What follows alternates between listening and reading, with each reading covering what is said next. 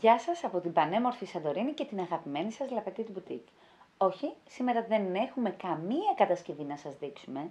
Όχι γιατί κακιώσαμε, απλά θα είναι στο επόμενο βιντεάκι σίγουρα. Σήμερα είμαστε εδώ πέρα για να απαντήσουμε στο μεγαλύτερο γρίφο που ταλαιπωρεί όλες τις μαμάδες. Πόσα πράγματα χωράει μια τσάντα Ντελίνγκος? Πολλές από εσάς τις έχετε λατρέψει, πολλά παιδάκια τις αγαπάνε, αλλά είστε κάποιες από εσάς που είστε λίγο πιο μαγκωμένες γιατί δεν ξέρετε ακριβώς τη χωρητικότητα της τσαντούλας. Η τσαντούλα αυτή θα μπορέσει να σας βολέψει σε μία βόλτα, αλλά εξίσου το ίδιο και στον παιδικό σταθμό.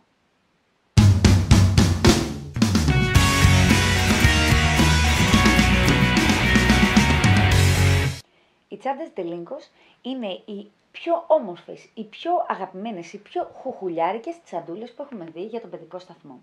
Έρχονται σε πολλά σχεδιάκια, άπειρα χρώματα και ζωάκια με ονόματα, το κάθε ένα έχει το όνομά του, και βγαίνουν και σε κουκλάκια, όπως πολύ καλά ξέρετε. Σήμερα όμως δεν είμαστε για να σας πω το πόσο ωραία είναι, αλλά το τι πραγματικά χωράει μέσα.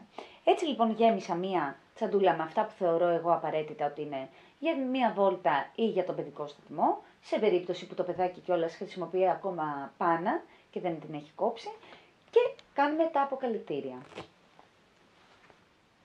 Έχω βάλει μέσα 2 πάνες, ένα πακέτο μαντιλάκια, το οποίο είναι χρησιμοποιημένο. Δεν είχα ολόκληρο, αλλά είμαι σίγουρη ότι χωράει και ολόκληρο. Στον παιδικό σταθμό σίγουρα θα χρειαστείτε μία αλλαξιά ρούχα. Εάν σε περίπτωση το παιδάκι έχει κάποιο ατύχημα, ηλερωθεί, το οτιδήποτε, το ίδιο επίσης απαραίτητο είναι και στη βόλτα η αλλαξιά.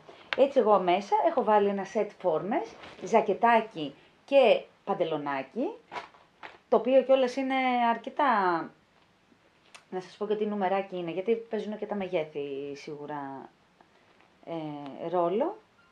Το συγκεκριμένο είναι για 2 ετών με 3 ετών.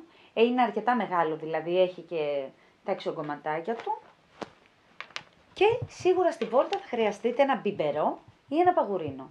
Εγώ έχω βάλει μέσα ένα μπιμπερό με μιτζούμι. Όπως βλέπετε, τα Ντελίνγκος χωράνε τα πάντα. Θα μπορούσε να συμπληρώσουμε και ένα ισορουχάκι. Τα άκρως απαραίτητα χωράνε σίγουρα. Στην άλλη μας τσαντούλα έχω βάλει κάτι, επειδή αρκετές δεν θέλετε να βάζετε ρουχαλάκια μέσα και πάνες και τα λοιπά, θέλετε απλά να μεταφέρετε το φαγητάκι του. Έτσι έχω βάλει μέσα ένα φαγητοδοχείο, το οποίο καταλαμβάνει αρκετό όγκο στη βάση του, για να καταλάβετε ότι χωράει. Είναι τόσο δηλαδή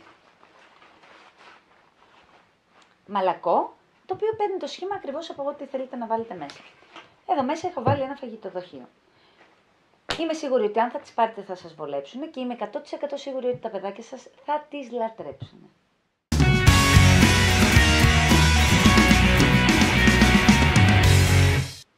Και αφού λοιπόν ξαναμάζεψα τα πραγματάκια και τα τοποθέτησα μέσα, ελπίζω να έλυσε την απορία σας, να τα αγαπήσετε όσο τα έχουμε αγαπήσει εμείς και χιλιάδες άλλα παιδάκια σε όλο τον κόσμο και να μην φοβηθείτε να τα αποκτήσετε.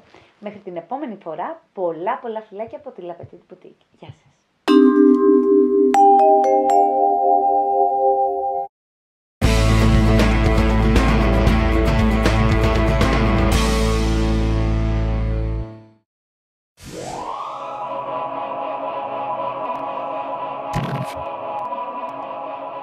You